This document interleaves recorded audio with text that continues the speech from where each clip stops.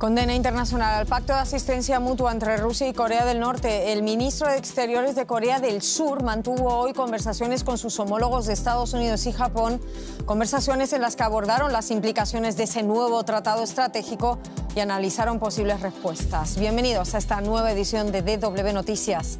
Soy Ana Plasencia en Berlín.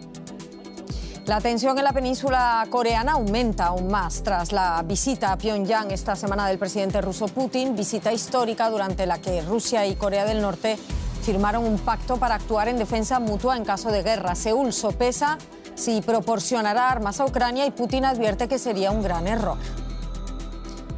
El ejército israelí bombardea el viernes la franja de Gaza y mantiene los cruces de disparos con el movimiento pro-iraní Hezbollah en la frontera con Líbano, entre temores de que el conflicto se extienda a gran escala en la región. Y el presidente de Argentina, Javier Milei, en España en medio de un conflicto diplomático con el gobierno del socialista Pedro Sánchez. Este fin de semana Milei también estará aquí en Alemania, una visita reducida al mínimo, sin honores militares ni rueda de prensa en ese encuentro con el canciller Olaf Scholz. Enseguida les contamos por qué.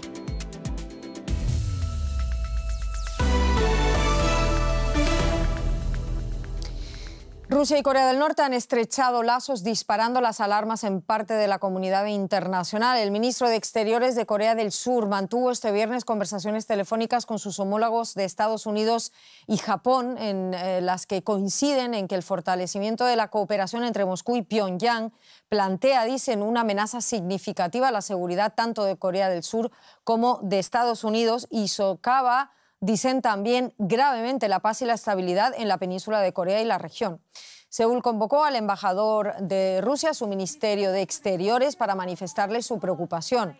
El presidente ruso Vladimir Putin dijo ante periodistas que Corea del Sur no tiene nada que temer, pues el pacto con Pyongyang es de carácter defensivo. No obstante, Seúl ha dicho que estudia el envío de armas a Ucrania, que Putin ya ha calificado de gran error. Antes de nuestro informativo hablábamos con el analista Ricardo Marquina y le pedíamos su valoración primero sobre ese pacto estratégico entre Rusia y Corea del Norte y luego sobre esa posible respuesta de Corea del Sur. Hola, buenas, saludos. Bueno, es que creo que el acuerdo entre Moscú y Pyongyang supone todo un cambio de paradigma en esta parte del mundo, ya que si antes Corea del Norte podía contar con el apoyo político, incluso emocional de China, ahora tenemos un apoyo militar robusto y conciso.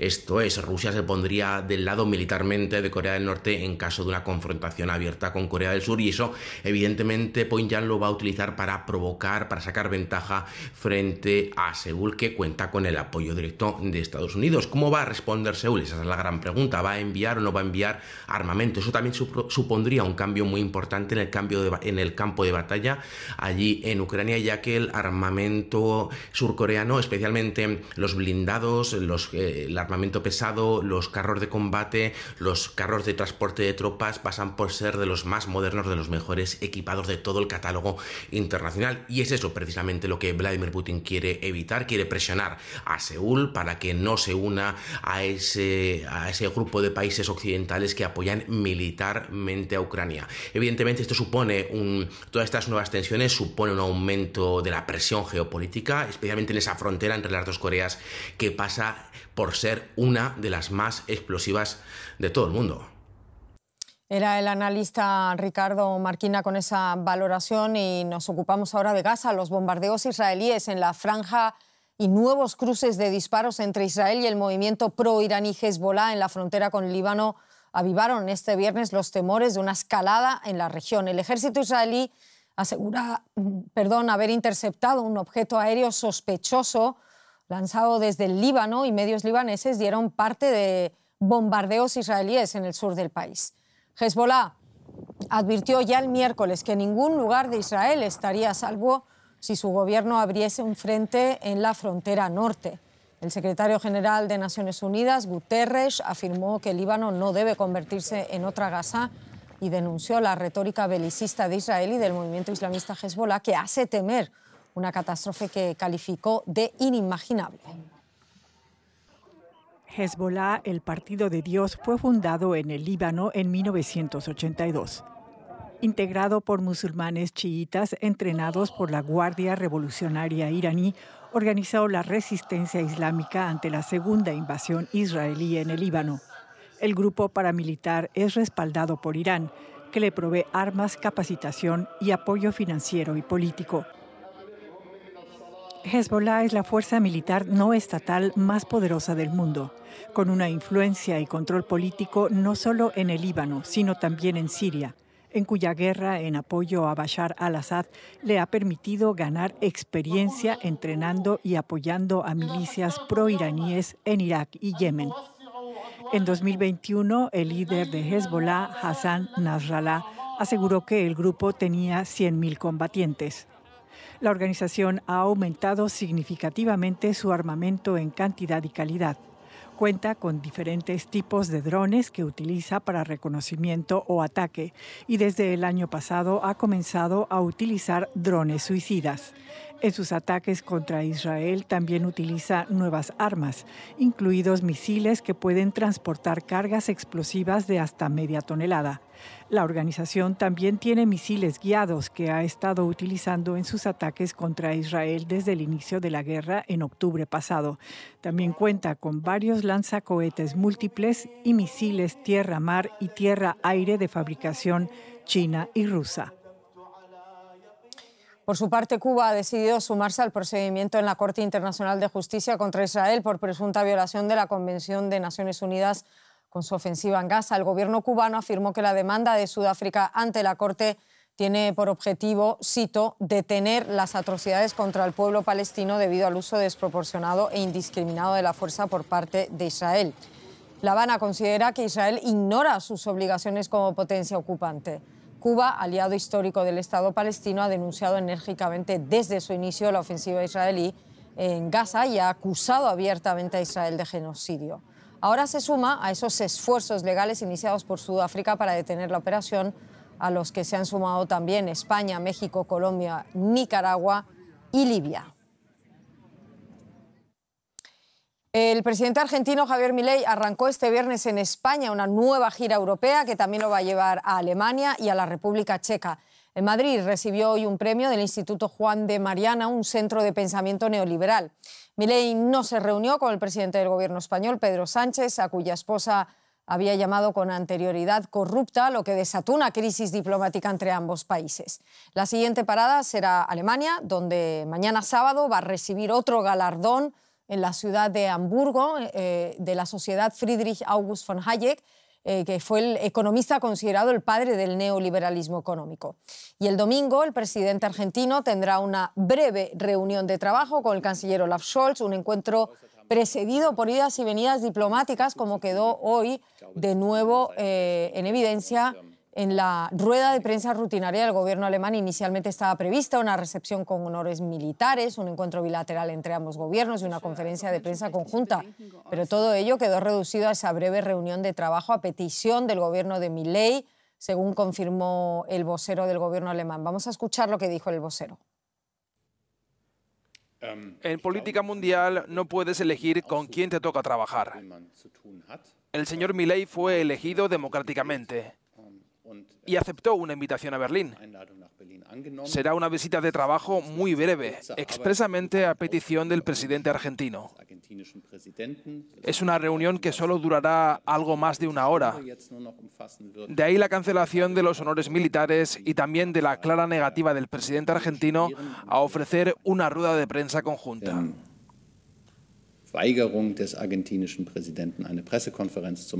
Entre tanto, me enteré de que el presidente argentino ha ofrecido muy pocas conferencias de prensa o incluso ninguna desde que asumió el cargo.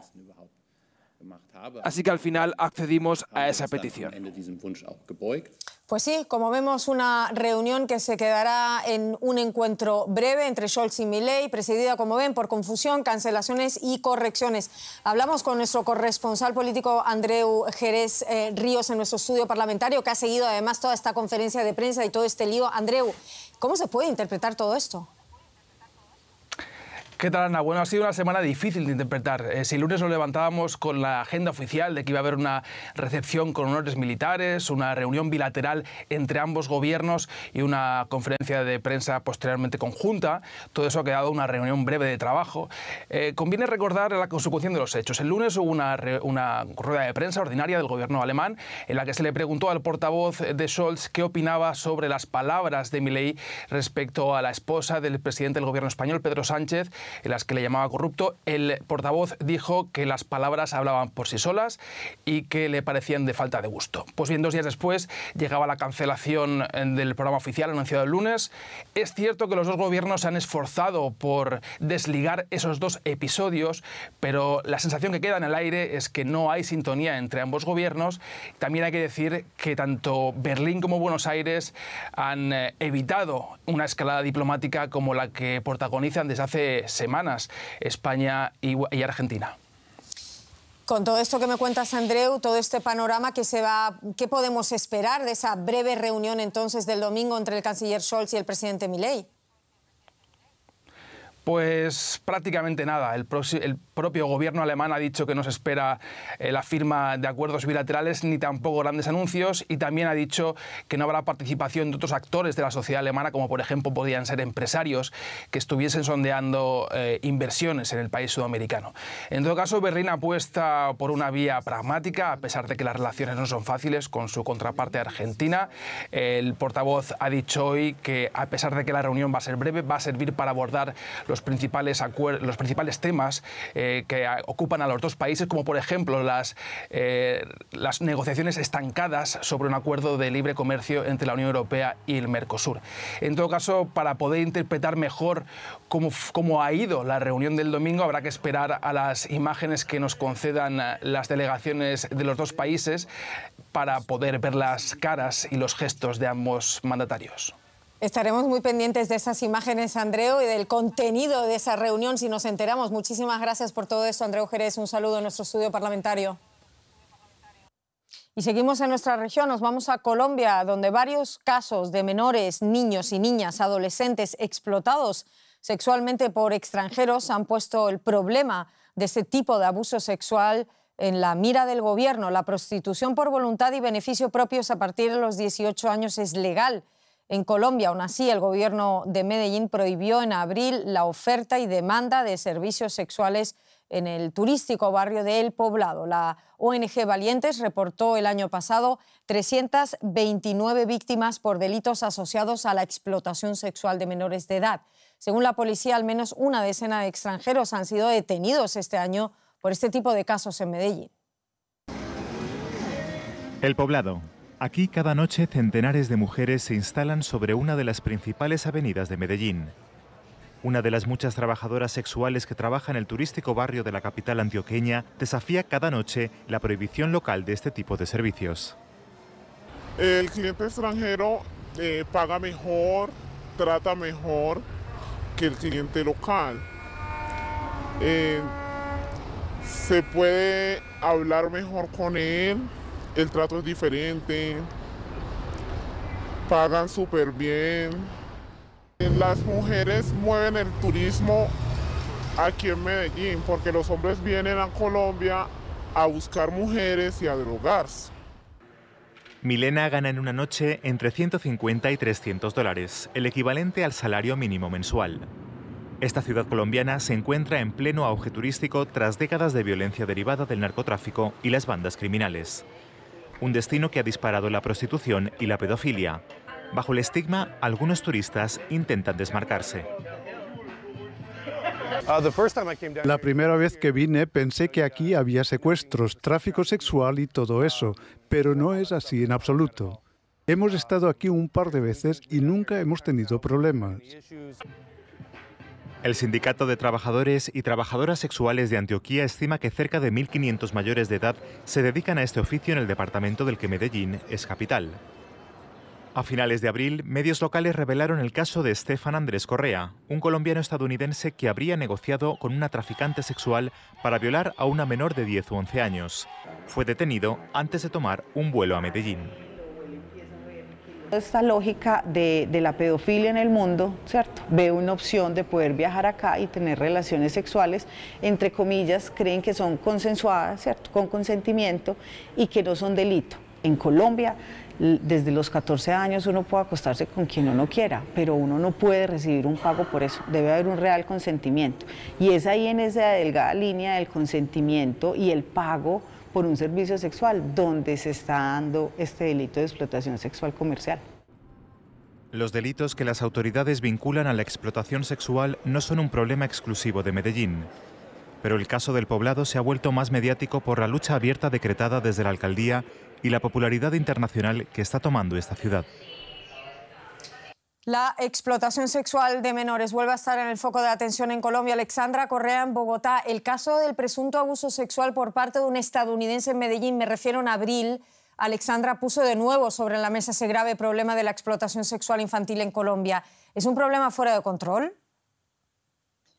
Ana, es más de falta de voluntad política para erradicar el delito de la explotación sexual con fines comerciales de niños, niñas y adolescentes aquí en Colombia. Es un delito que se comete hace décadas por parte de nacionales y extranjeros bajo la mirada de las autoridades colombianas en ciudades como Medellín, la segunda más importante del país después de Bogotá, y donde sucedió el caso mediático que mencionas del estadounidense que violentó sexualmente a 2 menores de edad entre 12 y 13 años, y las autoridades lo dejaron huir del país sin mayores consecuencias.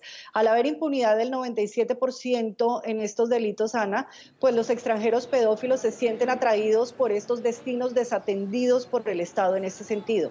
Este delito también se presenta en ciudades como Cali y Cartagena con cifras alarmantes. Según la Policía Nacional de Colombia, el año pasado se registraron más de 1.490 casos de explotación sexual comercial de menores de edad, de los cuales el 80% de las víctimas fueron niñas y adolescentes, y el 86%, Ana, de estas conductas delictivas ocurrieron en entornos virtuales.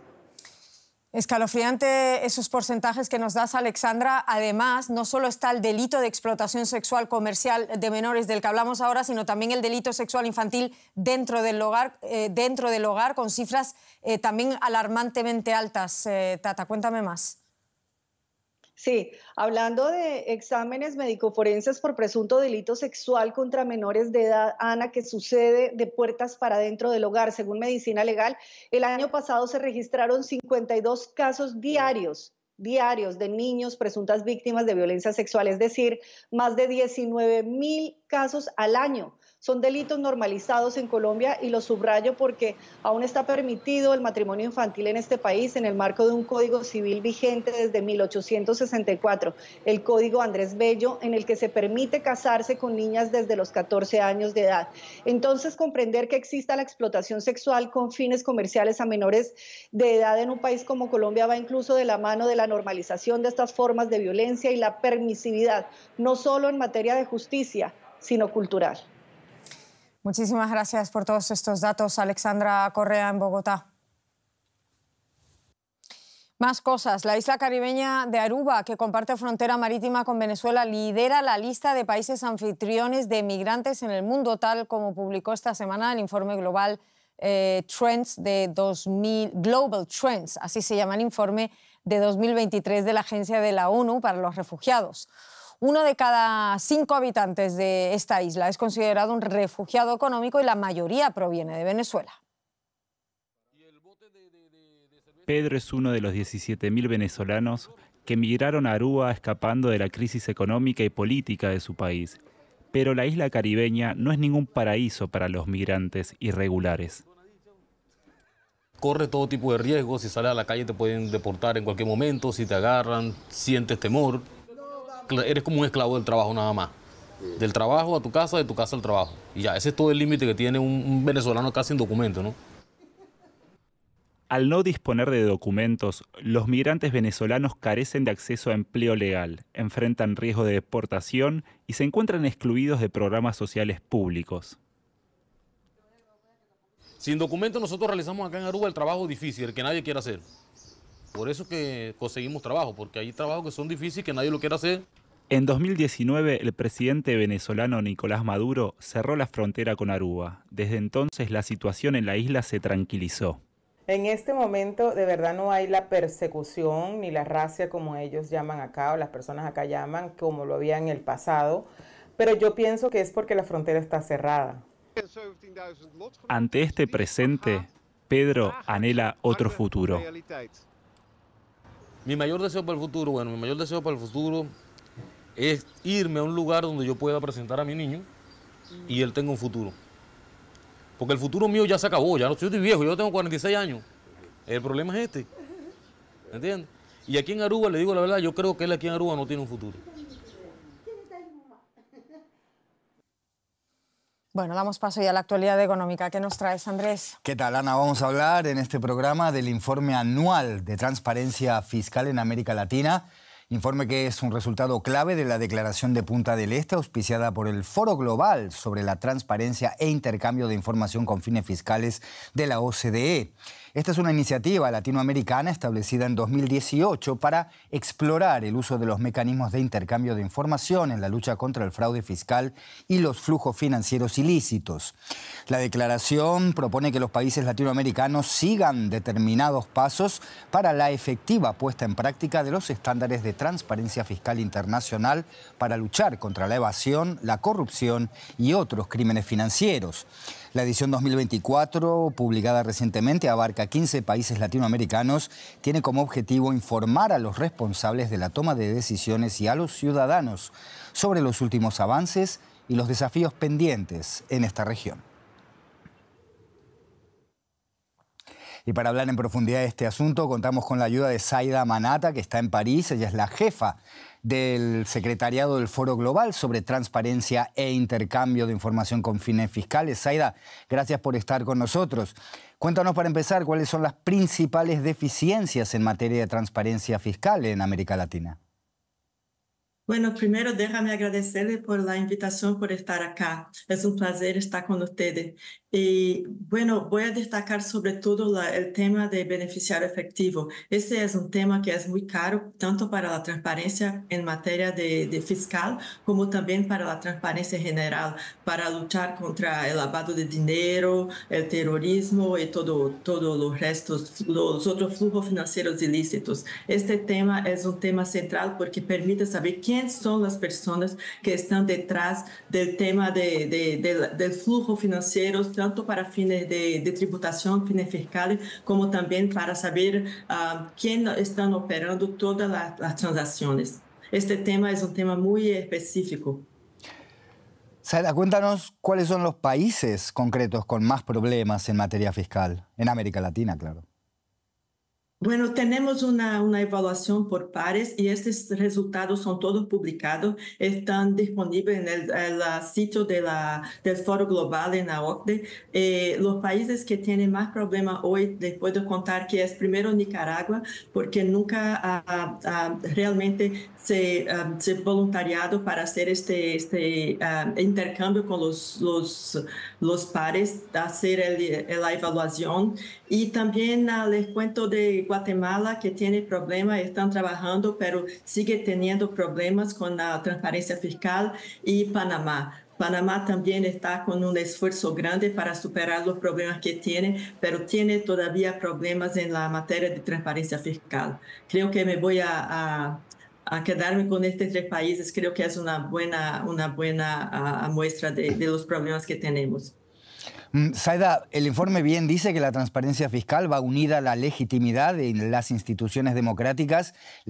La administración de recursos públicos son cosas de todos los días en América Latina. ¿Cómo está influyendo la percepción de la transparencia fiscal en el compromiso con la democracia? Te pido brevedad, que se nos acabe el tiempo. Claro. Bueno, le voy a decir que el tema de transparencia está directamente involucrado con la democracia y con la justicia de los sistemas fiscales. Si no tenemos un sistema que es justo, que es transparente, las personas no quieren seguir pagando los impuestos y involucrándose con las actividades del Estado. Zaida Manata, en París, muchas gracias por esta conversación. Hasta cualquier momento. Gracias.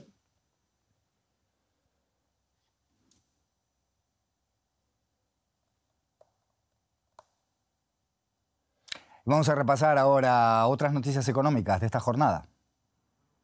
La economía de la eurozona se desaceleró bruscamente en junio, según el índice industrial PMI. El informe de Standard & Poor's Global, realizado en base a encuestas con empresarios privados, indicó que el sector manufacturero tuvo su peor balance de los últimos 6 meses.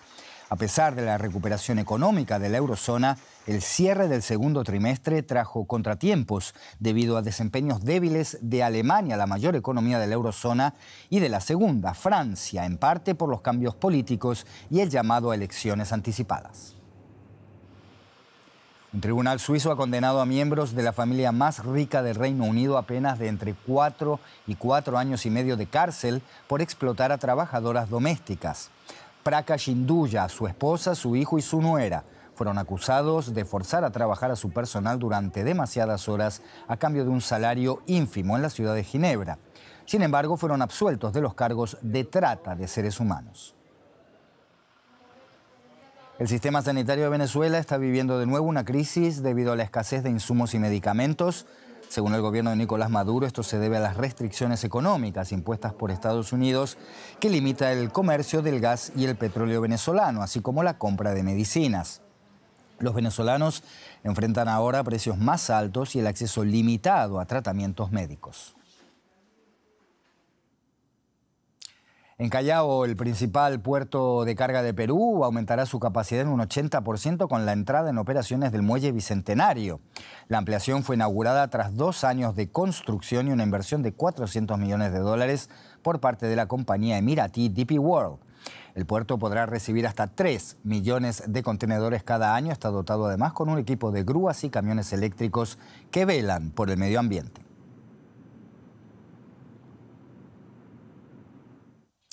Bueno, vamos a relajarnos un poquito para el final. Vamos a hablar de yoga, una práctica milenaria que se popularizó en Occidente en los años 80 y que desde hace una década cuenta incluso con un día internacional que se celebra precisamente 21 de junio. 21 de junio, es hoy, exacto, y aunque algunos de los principales actos tuvieron lugar en la India, la cuna del yoga, en el resto del mundo hubo también eventos destinados a promover sus beneficios físicos, mentales y espirituales. Por ejemplo, en Buenos Aires, donde miles de personas se reunieron en una sesión grupal multitudinaria y en la que pudieron ejercitar, como ven, las diferentes posturas que han convertido esta práctica en un estilo de vida para millones de personas en todo el planeta.